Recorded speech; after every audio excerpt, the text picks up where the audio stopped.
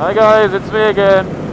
Have you ever heard of a thing called the iron butt? It's not a physiological term, no. It has to do with motorcycling. So the iron butt is a challenge in which you have to do 1,000 miles in 24 hours. I came across that last year in spring after my Spain trip, and it turned out that I almost got the achievement. I was only missing it by 50 kilometers, so about 30 miles, because I didn't know what the rules were. So the rules are, you're not allowed to go in circles, it has to be one trip, and you need to have some evidence. So for example, sat-nav recordings or say receipts from the petrol station where the guy at the till signs it, or you just grab a mate and do the trip together. So as you can tell, I was slightly pissed off that I just missed the achievement by 30 miles.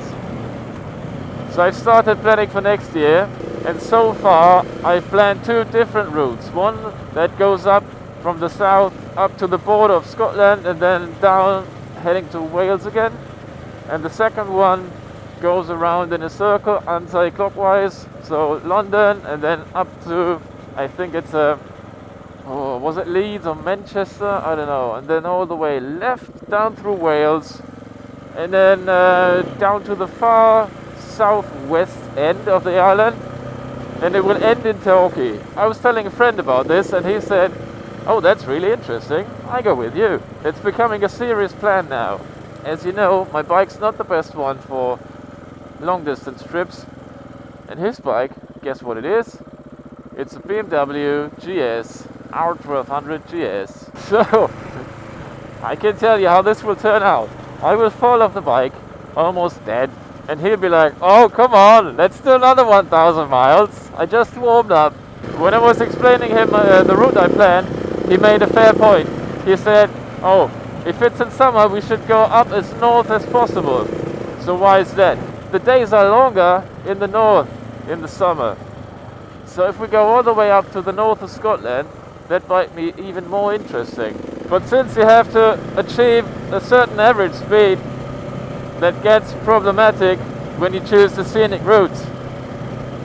So the average speed I achieved in my first attempt, unplanned attempt, I think I achieved about 80 kilometers an hour. I was using motorways, some bits in France and in Germany, because I just wanted to be quick. But I believe there will be not many motorways in Scotland, and riding motorways is bloody boring. In fact, it's the most exhausting way for me to ride. There's a big difference between riding on the countryside and on the motorways.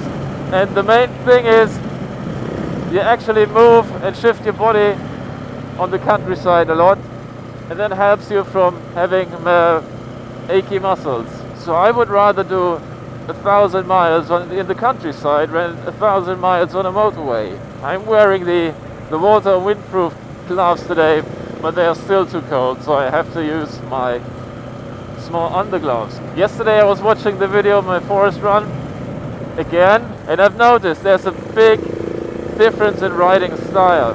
Of course I wasn't vlogging at that time, because when you vlog, or at least I tend to be much slower than if I don't vlog, because you can be more concentrated if you don't talk some shit all the time. But it's also about practice. So I didn't do any fast riding in a long time, which is for two reasons here.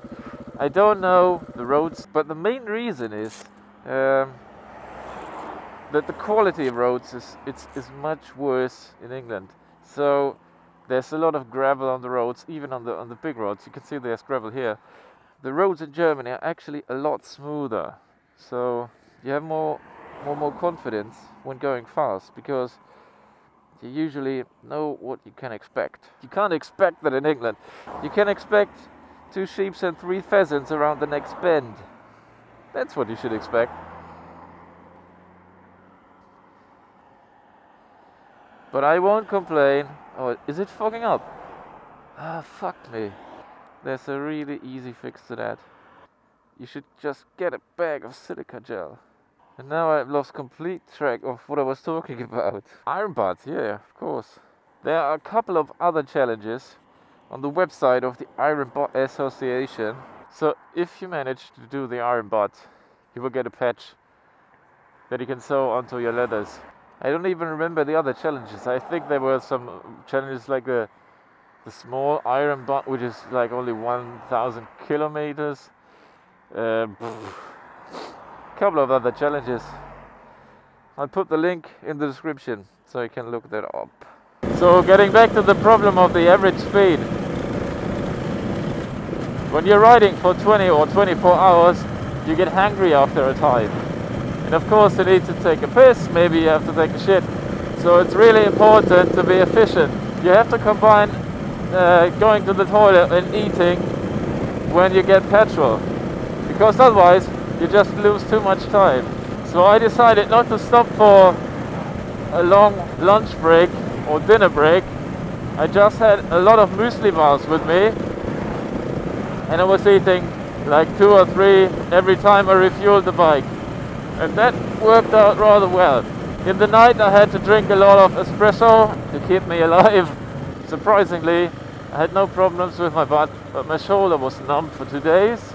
If you ask me how you should prepare yourself for that, so I just planned my route before I went off from Spain to Germany. Initially I planned to do the trips in 3 days. So I had 2 destinations and then my goal. And I decided to do all the 3 trips in one go, so I knew where I was going. I was only putting these destinations in my sat-nav and went off. That's it. No more planning involved. If you ask me what's the most difficult thing about it, it's a psychological problem. It's a race against yourself. Because when you arrive in Germany after the border, after 1,100 kilometers, and it's 10:30 at night, how do you motivate yourself to go on? Well, just do it. The goal is in reach, so just fucking do it. Just make sure you do it on a bike you are familiar with and you have confidence in. How are you, Mr. Snowman? Still feeling good? Like it? Yes, I like it! So I will keep you updated on the planning on the iron butt. And of course I'll do a video of the attempt, which will hopefully be successful. Alright guys, see you next time then. But since they have English cars, and in England you usually never need winter tires, they don't have any.